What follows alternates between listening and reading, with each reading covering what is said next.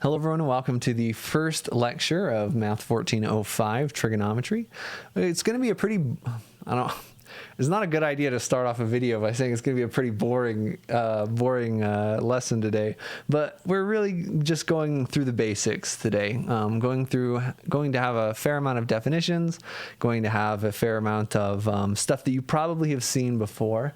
But if you haven't, then now's the time to see it. And if you've seen it before, feel free to just kind of skim the video and do the problems. And then, if you ever get stuck, you can pick the part in the video that is relevant to the problems that you are having. Okay, so we're going to start off with section 7.1.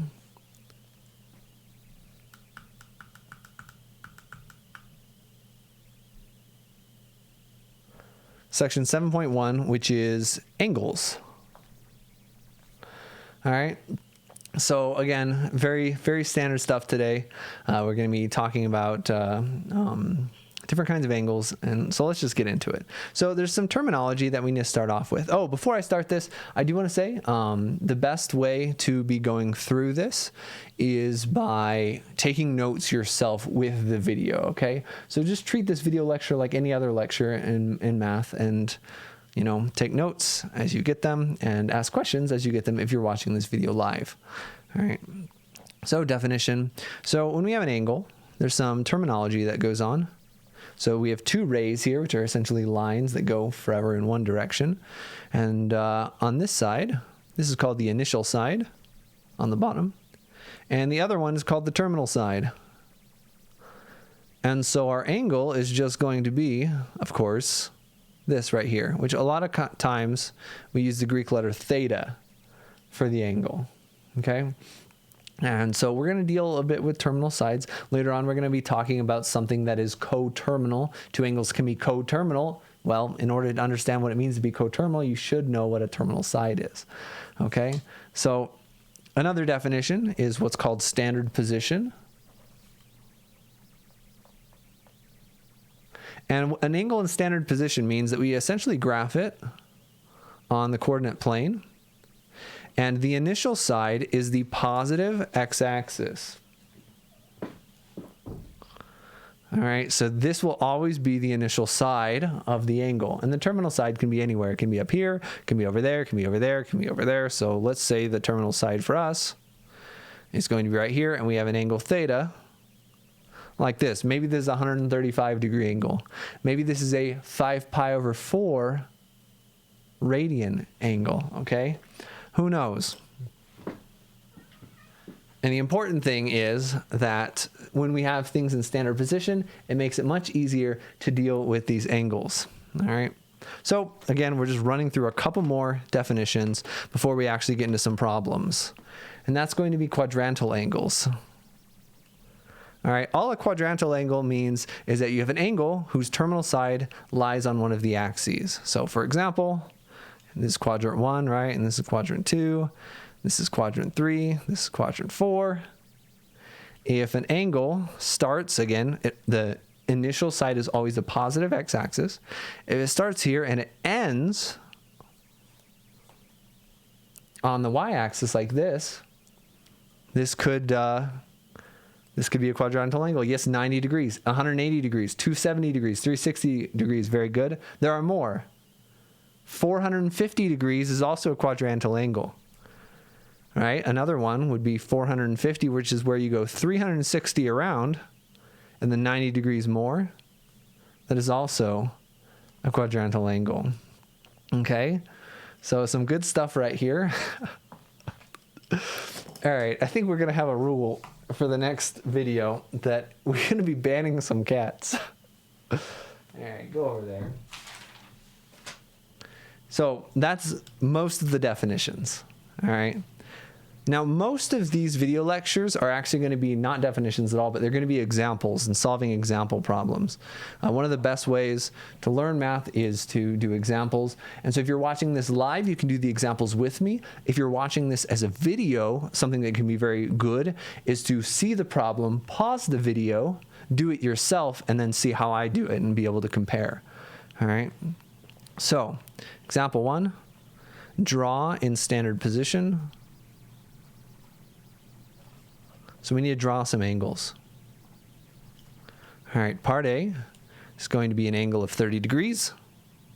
So all we do is, again, we need our axes. You don't have to be very picky. I'm not going to be very picky anyway about labeling like initial sides, terminal sides. I'm going to know what you mean. All right, not going to be too picky on that. So 30 degrees is just going to be a third of 90 degrees. It's just going to be up there. Again, this is honestly a pretty garbage drawing, but I'm just using this as an interesting way of showing you what I expect. I'm terrible at drawing accurate angles, so I'm going to be pretty lenient as long as it roughly looks like a 30 degrees. All right, this looks like a little bit more than 30 degrees, but let's not worry about it too much. All right, and we're going to do a couple more. So negative 45 degrees. Wait a minute, Jason. You haven't talked about negative angles. What the heck is a negative angle? Well, I'm glad you asked that question because we're going to talk about it. Negative angles are very similar to positive angles, but exactly what Cool Down said in the live chat, you just go down, okay? So instead of going up 45 degrees, we're going to go down 45 degrees, all right? And that's going to be negative 45 degrees. It is coterminal with a 315 degree angle. Very good, very good. All right, and we can just do more of these. 90 degrees, negative 135 degrees. Just plot them. 90 degrees is just going to go like that. Kind of hard to draw because it's a quadrantal angle, so you can't actually see the extra things that I'm drawing. And then negative 135 degrees, now you have to start counting. So negative 135 means we go down. We can go down 90. And once we go down 90, how much more is left? 45 more. So it's actually going to be this angle right there. Okay. So that's basically it. Essentially the first half of the lecture. It's going to be pretty short today, pretty simple for most of you, pretty review for some of you, but maybe not all of you. So we're going to keep going through it. All right. So that's sort of the stuff that people are comfortable with, the sort of stuff that people like. They settle into bed and they go, I'm good. Me and degrees, we are good. I love degrees. But something that people may not like as much are radians. Okay. And that's what we're going to talk about next. And essentially what it has to do with is degrees are somewhat arbitrary, okay? So degrees are somewhat arbitrary. They were introduced, I believe, by the Babylonians who used base 60. And so 360 degrees, 60 minutes, 60 seconds, that sort of thing. And we're just going to talk about something. So let's look at a circle. There's going to be a lot of circles in this class, and most of the circles are going to be about as poorly drawn as this one. If you're saying, man, I'm so glad to be taking classes at Western Wyoming Community College. The math instructors there, they're so good with drawing. No. These shapes that I draw are going to be garbage. Use your imagination. Okay, so going around the circle, of course, is 360 degrees. But there's also another notion of going around a circle, okay? The circumference of a circle, right? We all know this, or at one point you have probably heard of this, even if you don't remember it. The circumference of a circle is 2 pi times the radius. So essentially what mathematicians did one day is they said, well, okay, instead of 360 degrees, can we define an angle in a way that makes a little bit more sense? So instead of 360 degrees, they said, this is 2 pi radii, relating the angle with the arc length. So if this is 1 radian, essentially that means this arc length is 1 radius long. So let's say this is 1 radian and the radius is 2. then the arc length is 2. Okay, again, with units, whatever we have. So radians are essentially radii. Okay, so instead of going around 360 degrees, we say we go around 2 pi times the radius. Okay, and that's the whole point of a radian. The radian was just a way of measuring an angle that corresponds the angle to the arc length. And it's really kind of nice because if I told you that we had an angle of like of 30 degrees and a radius of 2, you're gonna have to do a little bit of math to find out what the arc length is. But in radians, still it's a little bit of math, is much quicker math. The way to do this would be to say, well, the whole circumference is 2 pi times the radius, which is 2. Okay, so the whole circumference is 4 pi, and we got 30 degrees. 30 degrees is 1/12 of a circle, so 4 pi divided by 12. Oh, yes. Pi over whatever. I can't do math in my head. But this is much faster dealing with radians. Another really important reason where radians are useful is in trigonometry, because radians are a dimensionless quantity. In fact, if you write angles without units means radians. All right, so if you write an angle with a degree, like 30 degrees right here, well, you know it's degrees. If you write an angle, you don't even need to write the radian there. We assume radians, because radians are essentially dimensionless, and we don't need to get into what dimensionless means, but it's really nice for dealing with calculus and derivatives. You're gonna make your life a lot easier, and most of you, I think, are going on to calculus. So, yeah, a little fun fact. You'll be thanking me later. Maybe not. Okay, so let's really drive home what it means to be a radian. So example 2, find arc length. So there's a formula that relates angles to arc length. I'm going to introduce it later in the section, but I'm not going to introduce it soon. Okay. Because really I want to drive home the concept, not just the formula using, okay? So again, up here we said, well, this angle is 1 radian, and the radius is 2. So the arc length had to be 1 times 2. The arc length had to be 2. All right, and then this one we said, well, this is not radians. Degrees are garbage. Why would I want to use degrees? You'll be saying that by the end of the semester, maybe. If I do my job right, end of the semester, you're going to say, why are we using garbage degrees? Let's use radians all the time. That's a promise. If that's not true for you, then you come to my office after finals and you can raise a stink. All right. Although this is an online class, so maybe you don't live nearby, so who knows. All right, so find arc length for these. So let's draw a couple shapes. Let's say this is 1 radian and 5 centimeters. Let's say over here, we've got, I don't know, 2 radians. Wait, 2 radians is going to be like this. And let's say we got 3 inches. Let's say over here we've got, I don't know, 6 radians. Little Pac-Man appearance. I hope I don't get copyright striked. But here we go. This is, let's say, 6 radians. Oh, and I need to tell you what the radius is here. The radius here is, let's say, 17. That was a terrible choice. 17 meters. It's a very big Pac-Man with a big nose. All right. Mrs. Pac-Man is in the public domain. Put a bow on her. Yeah, good idea. I don't know how to draw bows. Is this a bow?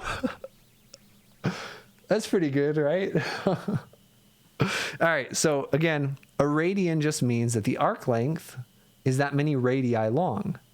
Okay. So if the arc length is going to be 1 radian, 1 radius, if you will, a radius is 5 centimeters. So the arc length is 5 centimeters. All right. Here we have 2 radii. So the 2 radians. So the arc length is going to be 2 radii. Well, if each one's 3 inches, then the total arc length is going to be 6 inches. All right. And finally, this last one is 6 radians. So the arc length is 6 radii. So that's going to be, 102? 102 meters. Pretty big. 6 times 70 is 60 plus 42. That's 102. Yeah, good. All right, there we go. And let's say Mrs. Pac-Man's zooming along. She's eating some pellets or something. Getting chased by a spooky ghost. Wait, that's a pretty good representation of what they look like. Do they have 2 eyes? There you go. She's running away from the ghost. All right. So that's most of what we're going to be talking about in today's video. Just Mrs. Pac-Man and some ghosts. But there's a couple more things that I want to talk about. All right. So let's go back and draw some new angles in standard position, this time with radians. Okay. So here we go. Example 3. And remember, 360 degrees is 2 pi radians. All right, so draw in standard form, draw in standard position.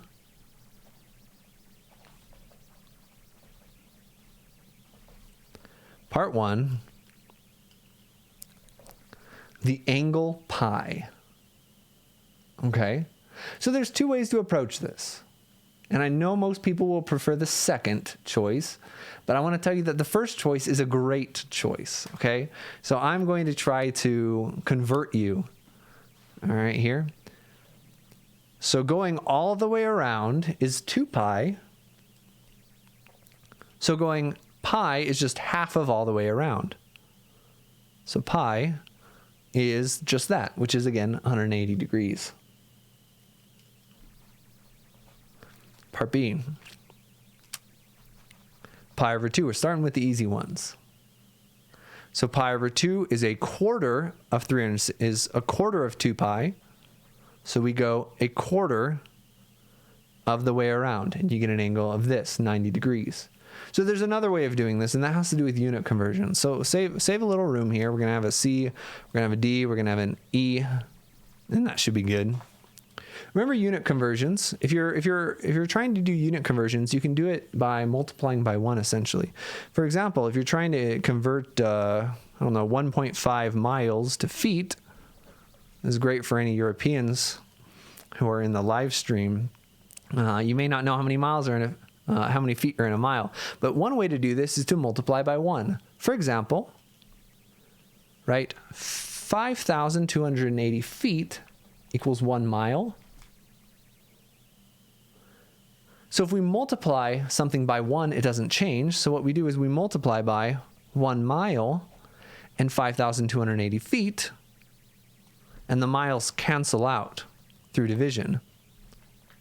Include the units right there. And then so we get, if we do the math out, oh my word, that's going to be what, 2640? That's 7920 feet, maybe? Something like that.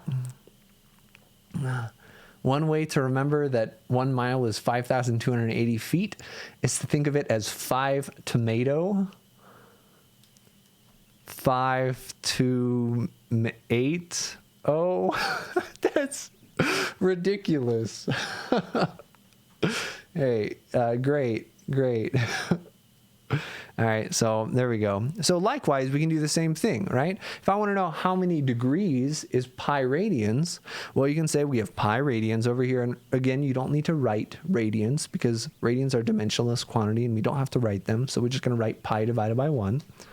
And we can say, well, 2 pi radians is the same as 360 degrees. And right there, your units would cancel, but again, there's not really units in the first place. And you're going to get pi's that are going to cancel. You're left with 360 degrees over 2, which is just 180 degrees. All right.